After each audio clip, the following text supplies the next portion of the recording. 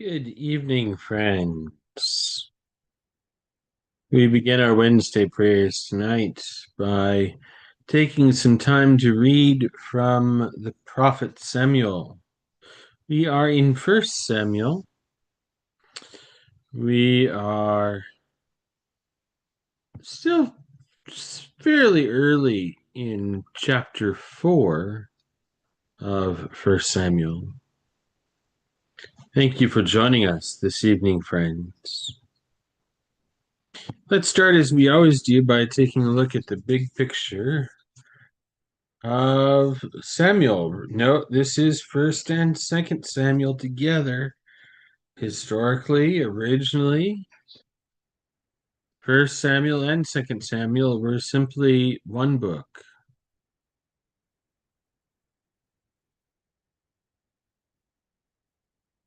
So here, chapter 4, we start coming face to face with Israel's struggles as a people with their enemies, specifically with the Philistines.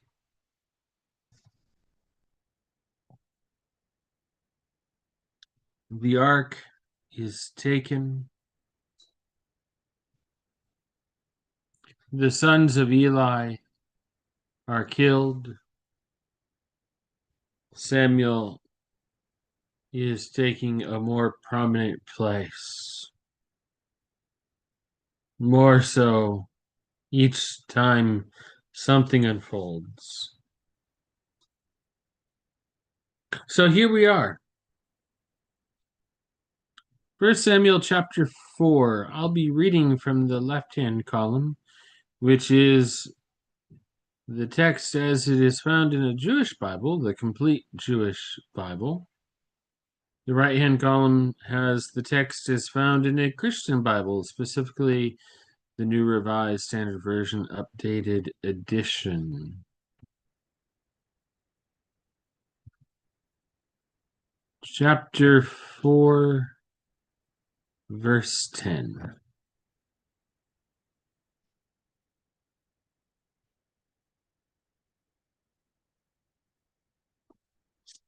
I'll mostly use the text on the right in order to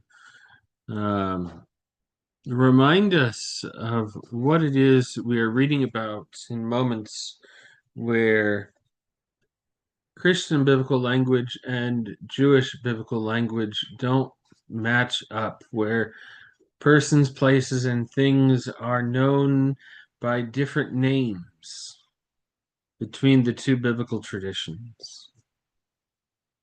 Good evening, Linda.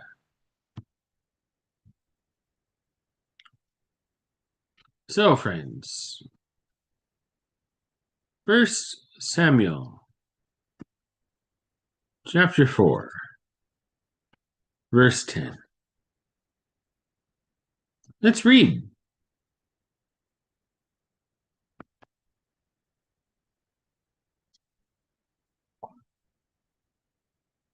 The Pelishtim, the Philistines, fought. Israel was defeated, and every man fled to his tent. It was a terrible slaughter. 30,000 of Israel's foot soldiers fell. Moreover, the ark of God was captured. And the two sons of Eli, Hophni and Pinchas, Hophni and Phinehas, died. One of the soldiers, a man from Benjamin, ran and came to Shiloh the same day with his clothes torn and earth on his head as a sign of mourning. As he arrived, Eli was sitting on his seat by the road watching, because he was trembling with anxiety over the ark of God. When the man entered the city and told the news, the whole city began crying out. On hearing the cries, Eli asked, "What does this uproar mean?" So the man hurried, came to Eli, and told him. Eli was 98 years old, and his gaze was fixed because he was blind.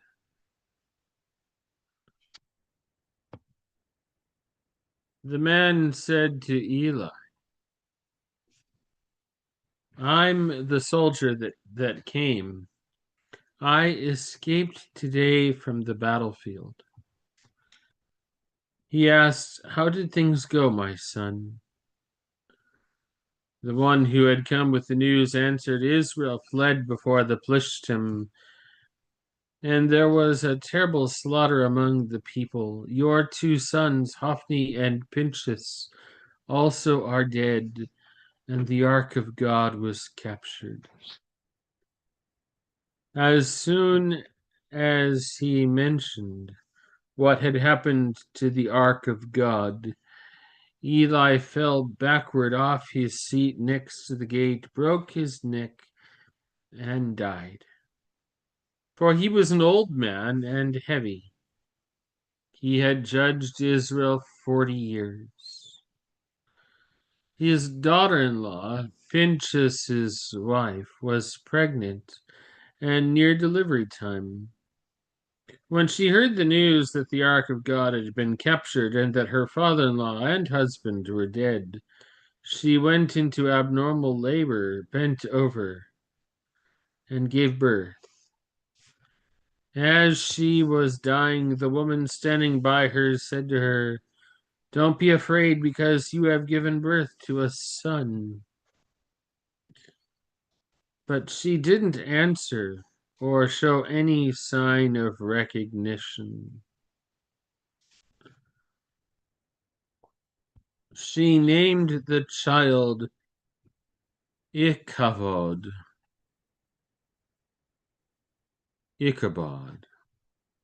without glory, saying, The glory has departed from Israel, because the ark of God has been captured, and because of her father-in-law and husband.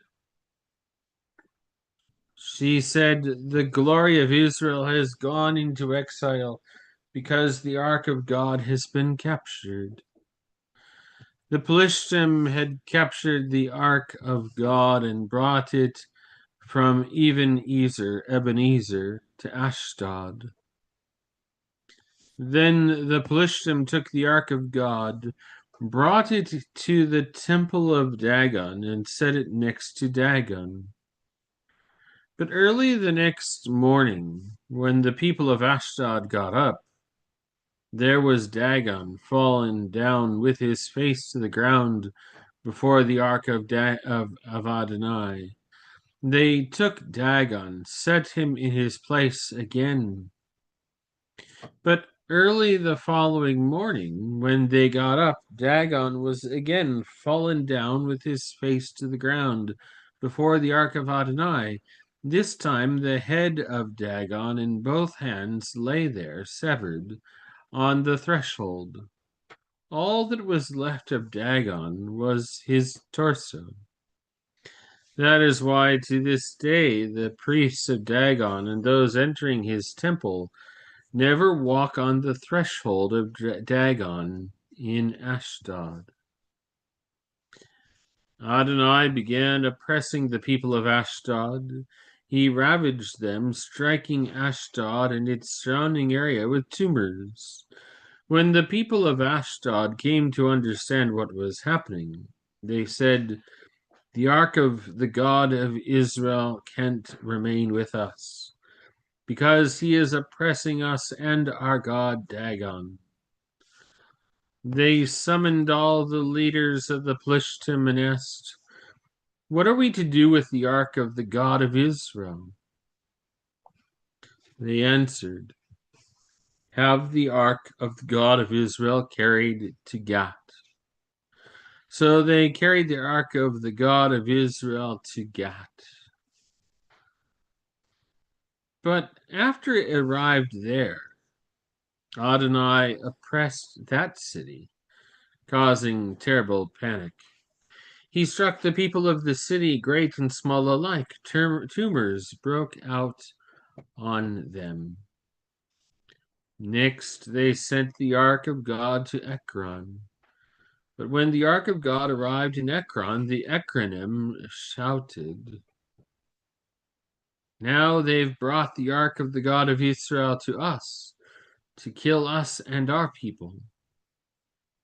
So they summoned all the leaders of the Plishtim and said, "Send the ark of the God of Israel away. Let it go back to its own place, so that it won't kill us and our people, because death and panic pervaded the whole city.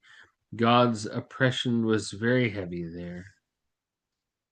The people who didn't die were struck with the tumors, and the city's cry for help reached the skies. The ark of Adonai was in the country of the Plishtim for 7 months. The Plishtim summoned the priests and soothsayers and asked them, "What are we to do with the ark of Adonai? Tell us how to send it back where it belongs." They said, "If you do send off the ark of the God of Israel, don't send it back empty, but return it with some sort of guilt offering for him. Then you will be cured, and you will learn why he has not stopped oppressing you." They asked, "What kind of guilt offering should we send him?" And they replied, 5 gold models of tumors and 5 gold rats, because that's how many leaders the Plishtim have, and you and your leaders all had the same illness. So make models of your tumors and models of your rats that are infesting your land, and show respect to the God of Israel. Maybe he will stop oppressing you, your gods, and your land. Why be obstinate like the Egyptians and Pharaoh were? When he had done his work among them, didn't they let the people go? And they left? Now take and prepare yourselves a new cart and 2 milk cows that have never been under a yoke. Harness the cows to the cart and put the calves back in their shed. Then take the ark of Adonai and lay it on the cart. In a box next to it, put the gold objects you are sending back to him as a guilt offering. Then send it away to go off by itself. But watch to see if it goes up the road to Beth Shemesh, in its own territory. If it does, he is responsible for this great tragedy. If not, we will know that this is not his oppression, which has been over us, but that what has been happening to us has been only by chance. Friends, that is where we will pause right there. And next time we'll pick up at verse 10. Right there.